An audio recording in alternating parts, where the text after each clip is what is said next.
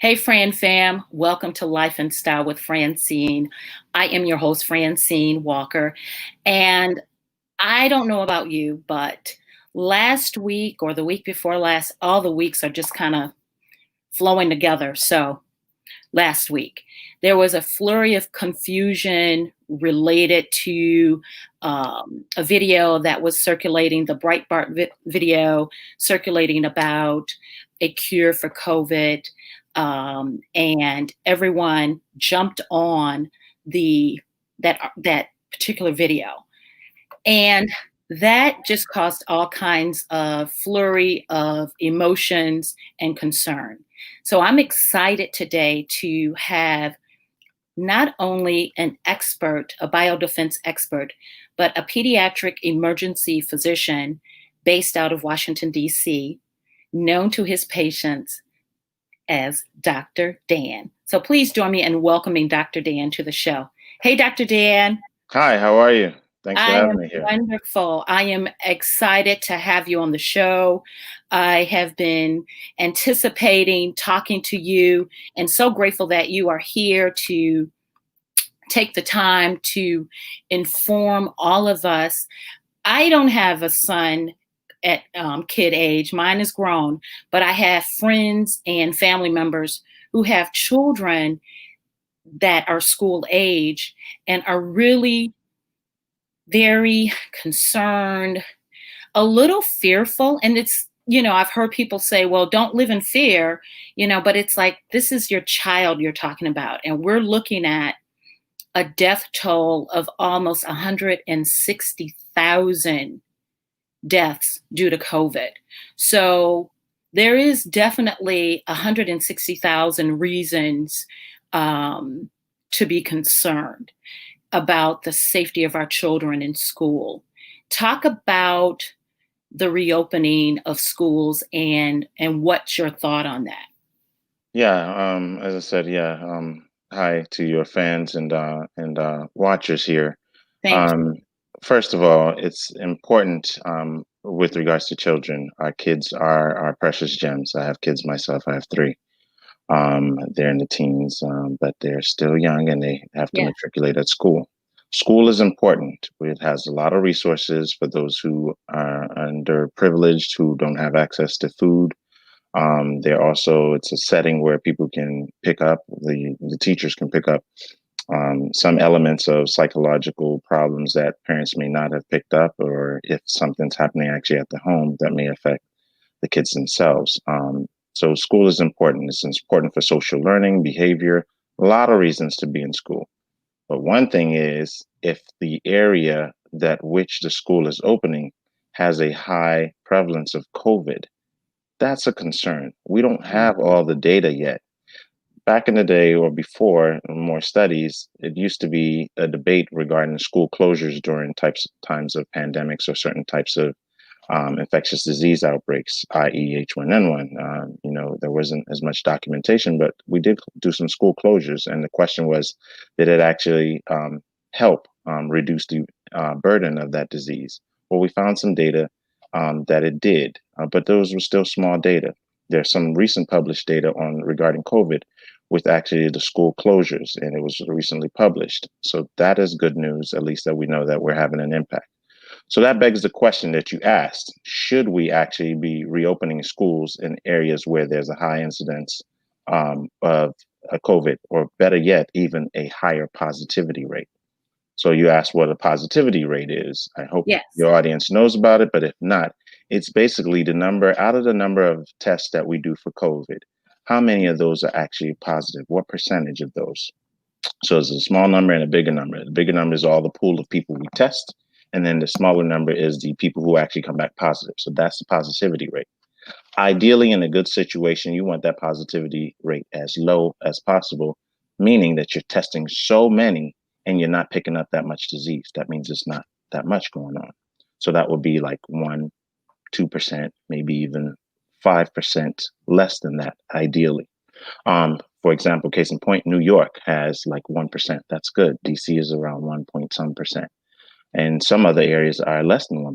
That's great. So those areas may consider, with responsible guidance and testing and testing both the teachers, the faculty, the staff, and the students, in addition to mandatory face masks and all the social distancing, those schools can probably open. And we still have to see what transpires, but that's a lower risk environment. The higher risk environment, they have actually more of a higher positivity rate. So that would be 5% or more. So as a parent, when I'm considering those things, I'm looking at what that positivity rate in my community is. So this is for your audience. They can actually do this. Look it up, just Google it. Hey, in my region, this is what the positivity rate. Have some dialogue with the school faculty and understanding what do you have in place? What kind of plans? Are you connected to a local health department or to a doctor? Those are the practical things that you need to be able to make an educated decision on, am I sending my child to school? So those are the issues that go along with the school and COVID. So that is something that we can research on our own as it relates to the positivity rate. Yes. You know, Google is our friend, Yeah. obviously, where we can better make a decision. And then, is it widely available? Because I know there's always the concern about the manipulation of information, the disconnection with the disconnection with CDC. Should those be factors that we take into consideration as it relates to the positivity rate? Because a lot of places, have they done that kind of testing, or are they just opening schools because just because? I mean, it's a lot of distrust right through here that makes us all pause and say, can we trust that? So yes, there's actually, let me just give you some quick places where you can go. John Hopkins has a dashboard, which basically identifies the positivity rate for each area, each state. You can Okay. drill down to the counties. You can also go to your local health department, search if you're in DC, Maryland, Cali, wherever you are across the Okay. country. Those cities, those cities and counties actually have positivity rates that are published. They report those. So you can get in touch with your local health department. Just search it online. Most of the data is there. So with regards to positivity, undoubtedly, there's the information. We think there's been some underreporting, but at least that's the best metric we can use to make some decisions. We actually think a lot of people have more COVID, but we're not also getting to do as much testing as we would like to. And the Right. turnaround times are also delayed. So that meaning the time to when you get the actual result of your test, you get swabbed, you get a thing put up your nose, tickling your brain, Yeah. or you get a blood test. But most of the tests that we're looking at is the test that goes up your nose or that home test, and you get that test result. Ideally, in an ideal situation, you would get that in minutes to maybe an hour or two. But right now, some have been like maybe 7 days. So that's a long turnaround time. And by the Yeah. time you figure that out, it's too late to be doing the tracing. It makes it almost irrelevant to do the testing, but we want to advocate for the testing so we can get the results. We can know what's going on in our communities, especially communities of us. Yes. Yes. Yes. Especially in communities with us because of just a historical distrust Yes. of medicine and the lack of cultural competency when it comes to us and the medical disparities. We're going to always revert back to Henrietta Lacks, the Yes. Tuskegee experiment. Mm-hmm. Those are, to just name a few. Yeah.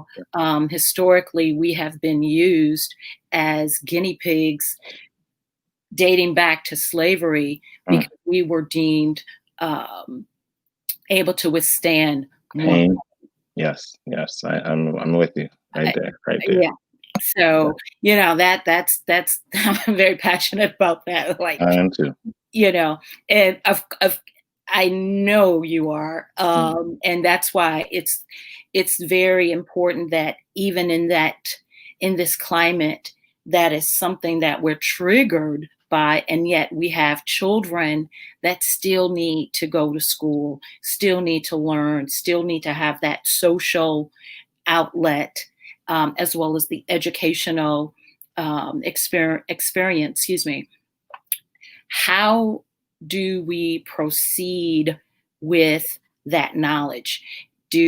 Should we send, if we're not comfortable, even with that information, do you think it's advisable to keep your children home?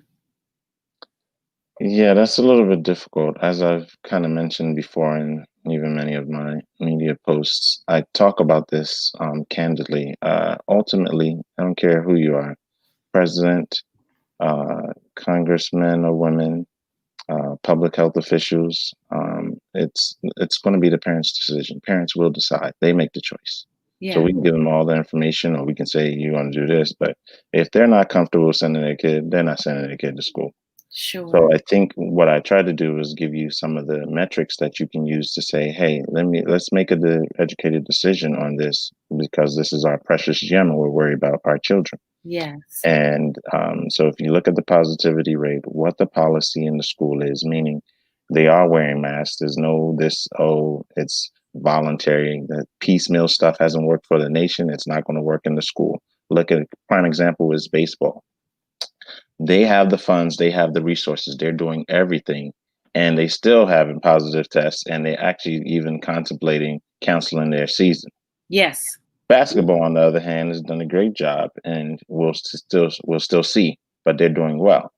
But Yeah. most of our school regions don't have all these resources. They don't have all those things they can bring to bear. Yeah. So to imagine if baseball has got all the money and they're trying to get their stuff together, a school that doesn't have enough resources, you have to think twice about that. So you have to make sure it's as foolproof as it is. And that's the positivity rate has to be low in that community. So there's no spread less than 5%. Ideally, you want it as close to 1%. You want to make sure they have mandatory mask wearing everybody. It's not mask on your mouth, it's mask over your nose and mouth. Thank you very much. You want to also Yeah. make sure that the policy is in place so that they can get testing. And if somebody turns out positive, it's a rapid turnaround time. So it's not that several people are exposed. There are many cases across the country, if you're following the news, that actually have already an impact. That stuff has been going on with them Yeah. with regards to their school. And one of the fears and concerns, obviously, is the, the nature of children. Hmm. You know, I I don't like that mask, but it's a necessary evil, in the sense that not so much evil, but it's necessary for me, first of all, just for the respect for my own life and just otherwise, of humanity. When I go out, I'm protecting myself and I'm protecting others because I could easily be asymptomatic. Um, and so you've got kids playing, jostling back and forth, and the mask is on the floor. So I guess those are just, those are just the worst case scenarios. We've seen the hotbeds in Georgia specifically Yes. for one case where they opened the schools, they opened the day camps, and then everybody is testing positive, or a large fraction is testing positive for COVID. What is the difference for when we talk about pediatric COVID? What is the difference as it relates to, or comparatively speaking, with adults? It's a good question. So the data is not fully out yet. What we do know is that there's a prevalence for the older population, however you define that, but most of the studies have been patients over their 50s with comorbid issues. That's diabetes, hypertension, cardiovascular disease, you name it. I think people got that part. The younger population doesn't mean that they are immune, as was touted. They're not immune. They do have Mhm. the disease. They get the disease. We recently did a study. Some of my colleagues, one of my former institutions in DC, actually did a study looking at 1,000 kids just that they took and did swabs on, and they found that over 20% of those kids had COVID. So that's just looking at the sample of what's going on. So 1 out of every 5 or so will have that. So that's an important piece of information. In addition to that, the fact that children are younger, they're usually lower to the ground. There's so many things that make them physiologically at risk. And we Yeah. can go into that. But I think for COVID, it's just that they tend to mingle. They harbor disease, like it's all up in their nose. They touch surfaces. They put stuff in their mouth. And the younger they are, the more likely they do those things. And people were talking about, well, there's not that much spread among them. It's because they haven't really congregated. Now that we're opening schools, that unfortunate experiment is ongoing at this time. And Yeah. it is an experiment because we do have some anecdotal information that they do get sick, and some will get the multi-system inflammatory syndrome that does occur, where they have all these rashes and it may affect their bodies and organ systems and things like that, and go into shock. But that notwithstanding, there may be other diseases that we're not even picking up. So as we go through these reopenings, we're going to learn more. We get smarter and smarter by the day. COVID has been very humbling for all of us. So those who say they know the answers really don't know the answers. We are going through this. It is new, and we'll figure it out as we go. We just pray that we're doing what's best for our children and what's best for our actual community. So it's not just kids; it's kids and adults, and it's the whole world actually. Yeah. Well, interesting. You mentioned that we don't know all the answers, and um, this is coming from the voice of someone who is obviously highly sought after in your field, as it relates to pediatric medicine, biodefense expert, Obama administration appointed biodefense expert. Yes, yes. You All know, the accolades mean nothing if we're not making an impact on the public health. And I think exactly, that's what it's all about, being able exactly. to change people's lives and actually be able to provide the health information for people that are actionable and digestible. So we're Yeah, not speaking medical jargon over people's heads so they don't yeah, understand what's going on. They just want to know what's the real deal, what I need to yeah, know, and how do yeah. I need to move. Yes, and that is something that I always advise people, as a patient advocate for my mother before Mm, she passed years ago, so, you know, I tell the doctor, "Listen, give it to me straight." yes, You know, "Talk to me." yes. And once we establish that rapport, Hmm. it's smooth sailing, but you have to have that conversation with the doctor so that they understand, "You know what? We're going to we have to have this because if I'm advocating for someone who can't speak for themselves, I Hmm. need to be able to understand what you're saying." So Yes, that's definitely a vital piece of a conversation, even as you are having your own doctor-patient relationship. Um, Now, as it relates to answers and the confusion and this media frenzy that was kicked up last week with the Breitbart issued video about the cure, is there actually a cure? I won't chop up the name hydroxychloroquine, you chloroquine, got it. Good. chloroquine. Nice. Hey, Hey. you know, is it a cure, or because I think we keep touting it, but we're also failing to recognize the contraindications with someone who may be taking or was taking some kind of prescription drug before they had COVID. Sure. Good question. I think we've debunked that. Five different um, studies have debunked that. And these are the way we actually do studies, where we say it's not just by chance or by accident or some random hocus pocus that the medicine worked. That's how we do science. Science is not politics, as I say. So it's Sure. really the facts of what we do. So it's using numbers. Numbers don't lie. 1+1 always equals 2, sometimes 3 in somebody else's world, but in our world, it's 2. Yeah. With that said, so yes, hydroxychloroquine is a medicine that people have used for other medical problems, but it does have side effects, especially cardiovascular, meaning it affects the heart, can affect the blood pressure, can cause neurologic problems, which can affect the brain and your nerves and things like that, and even other organs of your body. It is used for malaria and some other things such as rheumatoid arthritis. Yes, I've even taken it before in the past Hmm. when I was in Nigeria. But that notwithstanding, that's under a doctor's guidance or under some type of use. If you're taking hydroxychloroquine, it should be between you and your doctor, one. Yes. But in the case of COVID, there's no data that shows that it actually is effective. It is not a cure. So don't go load up on hydroxychloroquine. And if you're going to be taking any medicine, it should be between you and your doctor. That's not, it's a doctor patient relationship, and that's who can prescribe or tell you to take medicine. So yes, to answer your question, it does not work. Don't use hydroxychloroquine. Yeah, because a lot of people, are saying, "Well, you can get it in Indonesia." It's like, well, Yeah. I don't live in Indonesia. You can get it you can get the medicine. The question is, what's the use of it? What are you using it for? What are you Sure, treating? It does not sure. work for COVID. It is not a treatment for COVID. We're still trying to figure out treatment for COVID. We'll let you know when it comes through.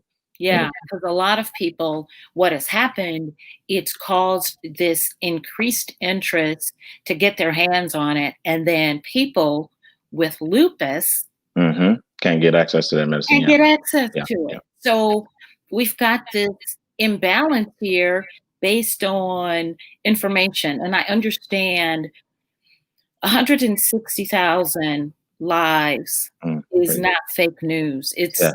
it's not, Real. it wasn't fake news when it was 100,000 on the New York Times front page. Yes. It's not 160,000 is not fake news either. So we're looking and we're getting hit with uh, our own mortality, our own vulnerability, because this virus is very smart.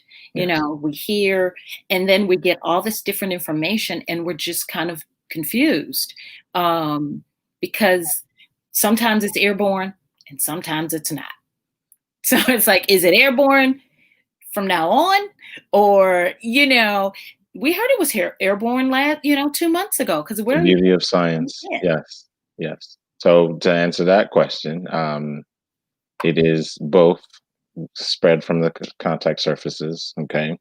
And new data has proven, because we had that thought. There was a question. The question was, what percentage really is airborne versus contact, or face to face and spreading it that way. We found that yes, there is a significant portion that is airborne or aerosolized, and also the face to face and the contact. So for all purposes, when we're telling you to wear your mask and to not be in close quarters where it's not outdoor and all those type of things, sure. it spreads both routes. Run with that. You won't go wrong. At least that's what we have on the data. As I told you before, COVID is keeping us all humble. Like, respect COVID. That's Yeah. pretty much the bottom line. Wear your mask, wash your Okay. hands. I mean, the simple baseline public health stuff, we've told you it works. Get it Yeah. done. Yeah. Yeah. Now let's talk a little bit about vaccines. Okay. Which one now? And I read one of the studies you were integral to, a part of, about, I think it was, I want to say Moderna? Moderna, yeah, Moderna. Moderna. I wrote an article about vaccines, but they Okay. asked me some specific questions in which I answered those questions. I'm Okay. not in support of any particular vaccine. I think vaccines are a useful tool, what we would call in our world biodefense medical countermeasure, fancy word for drug or therapy or equipment that's going to help us respond to a certain type of disease process outbreak as a countermeasure. In this case, vaccines are one of those top lines, but the data still isn't out there yet. They're going into phase 3 trials, and that's where the key is. That's where we will figure out these signals. And you need at least about 30,000 patients to get a signal. So 20,000 will be receiving the vaccine, something of that number. It doesn't have to be exact.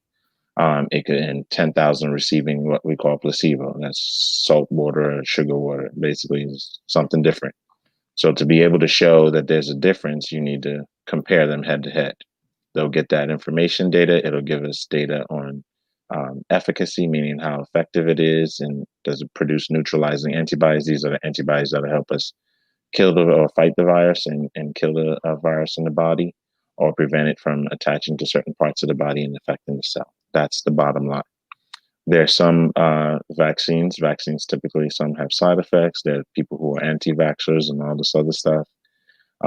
We just have to have the data, and it has to Yeah. go through a whole process through the FDA. So rest assured, although there has been some thoughts and concerns because we are going at warp speed, that kind of doesn't sound right to a lot of people. And, I don't think it was a great choice of words, but that's what they picked. So we'll run with that.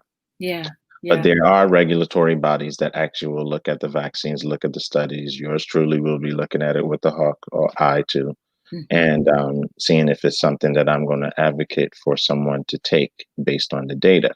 But it's one of our better armamentariums that we have against this virus. In Mhm. addition, there are also therapies, which are like antibodies. They make what they call monoclonal antibodies. Just means mono is one, clone, just say clone, a copy, antibody. So that's the whole fancy medical jargon. What does that mean? They basically say somebody's got COVID. Okay, they fought the infection, they got really sick, so they made a lot of antibodies if they were really sick.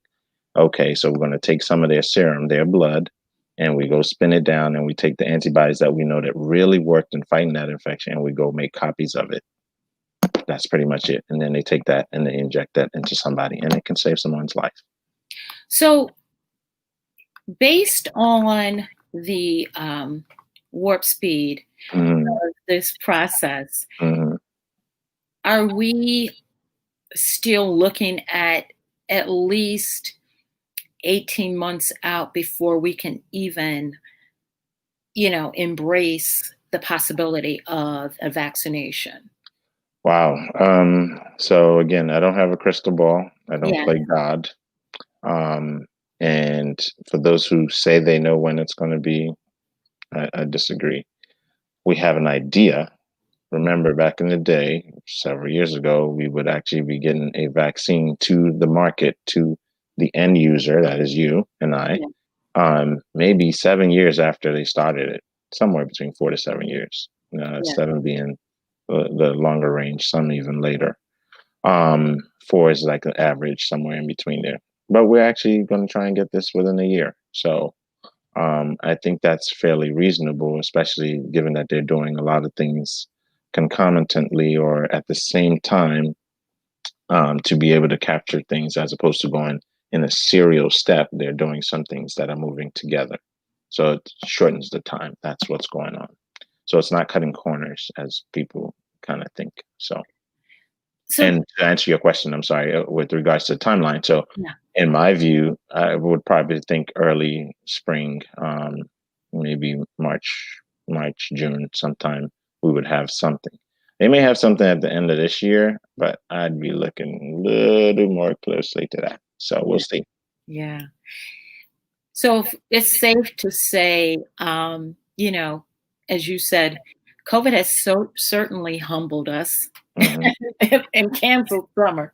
Yeah. At What least about you? for me, it's like, I have two family members who are immunocompromised. So, Mm, um, it, a, I just hung my social butterfly wings on in the closet and said, mm, we're going to sit this out. yeah, Because I think for me, it's not so much about fear as it is about exercising wisdom for yes. the benefit of my family Amen. and Preach. family members, even if they are not elderly, um, you know, we know that anybody can be affected. Before it was, and I know you've heard this, it was first it was Black people can't get it. It doesn't, COVID doesn't thrive in a hot climate. Um, but if you compare it to the populations Hmm. there and here, is it the climate or is it the population? So we've got all those different misconceptions that are still, kind of where they're still floating about. But then it was a Black people's disease when the U.S. Surgeon General came forth and told us, to watch out for mama and papa. So it was just all these different things that created this preconceived notion that it now affects us more. And so it just created this, just kind of like this, I don't want to say a race war, but this war about the COVID itself. And I know a lot of it is just fear driven, and it's just a pandemonium, Hmm. or, in a midst of a pandemic. But is it safe to say that we just need to just wear the mask until March? And I know you don't have a crystal ball, and I know, you can't see, but it doesn't seem like COVID is letting up. We're upticking every day, with new cases, and it's just very disheartening, because we're not really experiencing, in the midst of this crisis, because it is definitely a crisis, It is.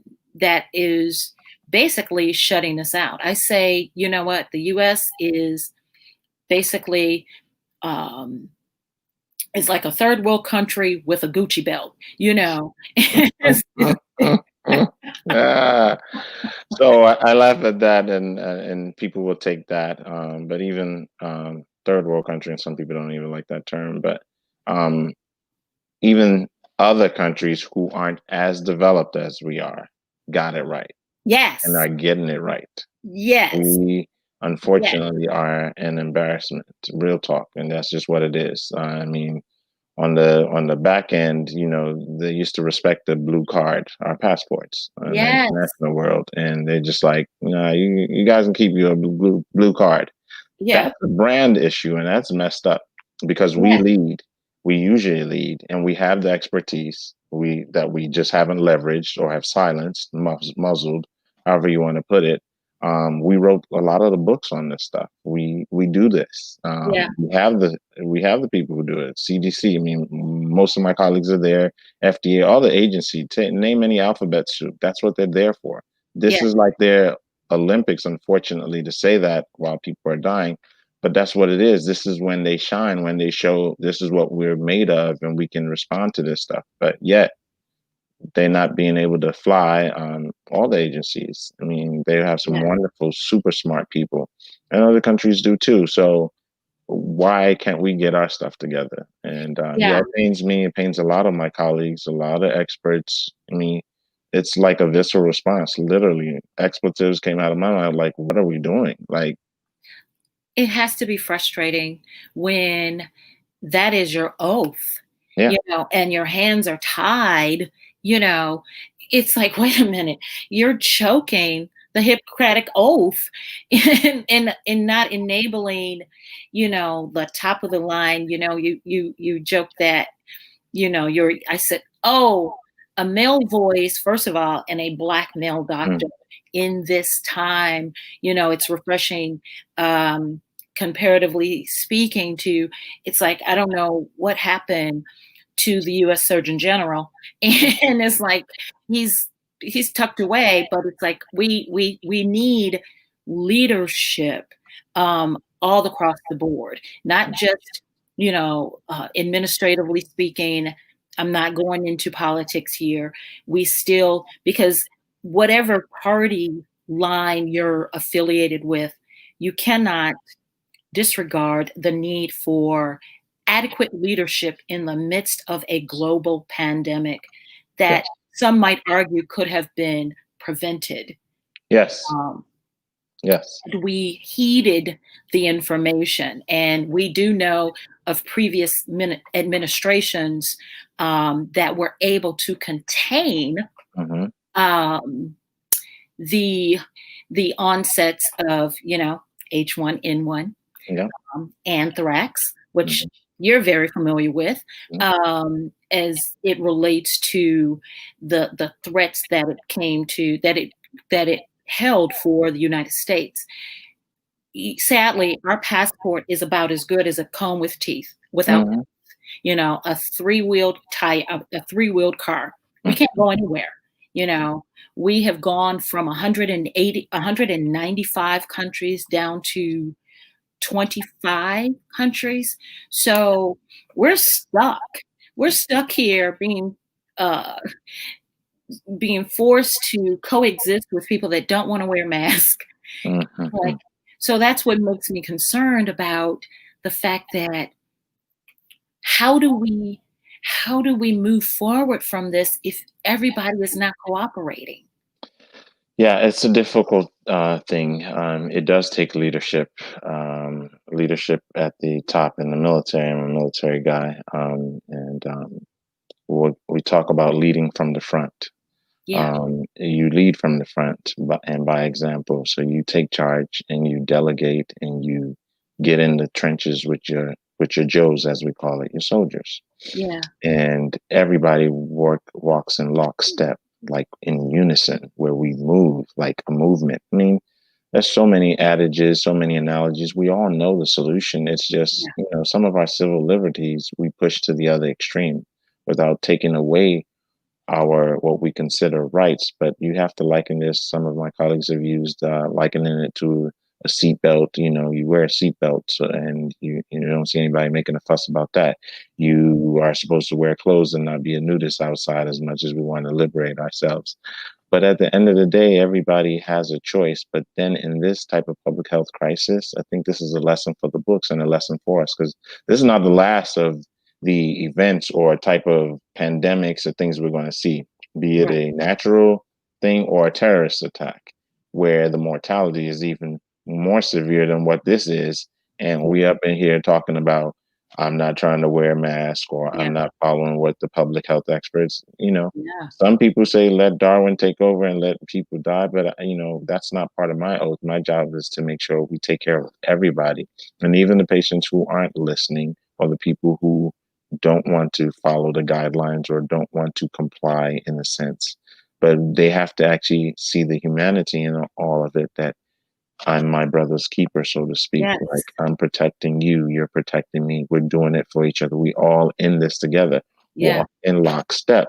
If you don't, when there's disarray, it's easy battle. It's just like a basketball team or whatever sport. Pick it, and you're not playing on the same team. I'm going to hog the ball, and I'm not going to pass up, or I'm not going to distribute, or we're not communicating. yeah, And once you're not communicating, the other team, if they're in unison and in lockstep, they're going to defeat you. So this actually becomes even a national security issue, because now that we're in disarray, that's a prime time for others to target us and be like, all right, they ain't got their stuff together. So now let's maximize the opportunity. I mean, there's yeah. plenty of where this can go. And I don't want to be a Debbie Downer about it, but those are the facts. So yeah, you should be wearing your mask. I got mine. Yeah. Make sure you have yours. Real Yes. talk. You're gonna have to be doing that all for a period of time. And yeah, pass up on these COVID parties, what I call club and lounge COVID that people were going to.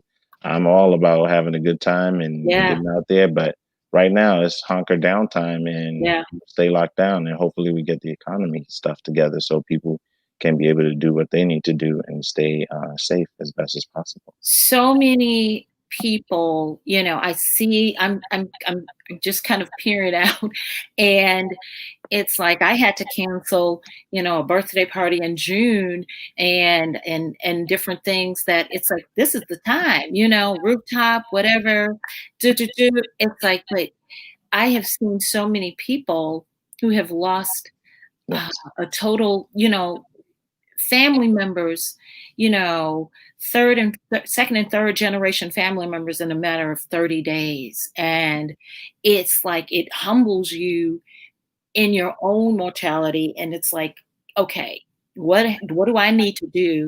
I would gladly give up a social um, outing to keep my family safe, knock on wood. So Mhm. it's just disheartening. And you mentioned this is not the last. Um, I don't know if anybody else has seen it. I just happened to clued in on an article that CNN published about acute flaccid myelitis. Well said. Yes. So that's Basically, it's a polio-like disease. This is just on top, layers on top and layers and layers. Everything's going on. It's like 2020 is just so different. But anyway, Yes, that's it another story.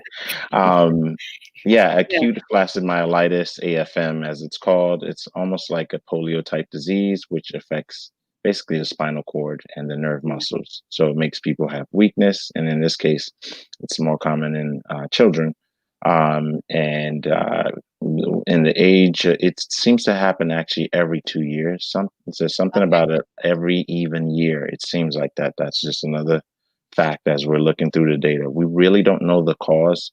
We suspect it's like post-viral, meaning they get a viral infection within 5 to 6 days, all of a sudden with the fever, and then they have all this weakness. They can't walk. Some Yeah. can't breathe. It progresses to weakness or where they have to put a tube down their throat to help them breathe. I mean, it's really, there's some kids that still don't recover even after we give them all the therapy. So we don't Yeah. have a cure. We just have things that we would do, which is the same thing, steroids. And again, what I talked about with those antibodies, basically. Yeah. So those are the things that's going on. So there's a suspicion that, okay, we're in an even year. And while there's been, I think, over 260 some cases that started way back in 2014, so 2014, 2016, 2018, total of 267 Hmm. over that period of time, there may be some more this year during this fall. And Yeah. guess what we got going on this fall? We got influenza, Yep. we got COVID, and now you layer this on top. And we have all the other viruses. I'm just Yeah. saying. So to Yeah. think that this thing is going away or that we don't have other stuff to do as is not paying attention to the facts. These are what we see. So it's going to be on. So be, as protective as you can, prayerful, whatever it is that you do. I know if I can speak for me. Yeah. Definitely going to be working hard and praying for my colleagues and family members and Yeah. all of you all out there. And you do what you have to do, Yeah. but make sure you stay safe. We'll see this through. This is not Yeah. just supposed to be like that. There's no hope, but understand the gravity of the situation. Yes. But things will get better if we all work in lockstep. Perfect. Perfect. Perfect advice, to close on. Man, I just thank God, for this time with you, with you to help us all and just even provide us with an encouraging word, not just information, but an encouraging word to keep going because we certainly need that. Yeah. We certainly are all, experiencing our own. First Lady Michelle Obama talked about experiencing low grade depression, and it's like she said, it's like we've all are hit. Our humanity, our divinity. It's all we can't look at what's going on and not be affected by it. So we definitely appreciate not just the medical information, but words of hope from someone on the front lines. And we just thank you for the information you've given us today. And thank you for your time. I was Okay. so looking forward to this, Dr. Dan. And we'll just keep pushing Yes. and social distancing and Yes. washing our hands. Yes. We should have been doing. Yes. Yes. Yes. All of that. So, Preach. and Yes. not just hand sanitizer, Yes. and wearing a mask Thank you. and spreading love. Yes. Yes. We Spreading are our brother's keeper. Yes. Yes, Yes. yes. Thank you so much. Okay. I appreciate you. I know you have to go. I appreciate you taking your time today. Have a great weekend, and we'll see you soon. You do the same, and Thank the audience take care too. thank Thank you. you. Bye-bye. Bye. Thanks, guys, for tuning in to Laugh and Style with Francyne. I hope this information was extremely helpful to you as it was for me. If you would like to be a guest on the show, drop us a line at Laugh and Style with Francyne at gmail.com, or you can follow us at Francyne Walker TV. on Instagram, on Facebook, Life and Style with Francyne. And don't forget to like and subscribe our YouTube page and click the notification bell so you can be notified of upcoming shows. Just click Francyne Walker and it will take you to my page. Thanks again, and I'll see you guys soon.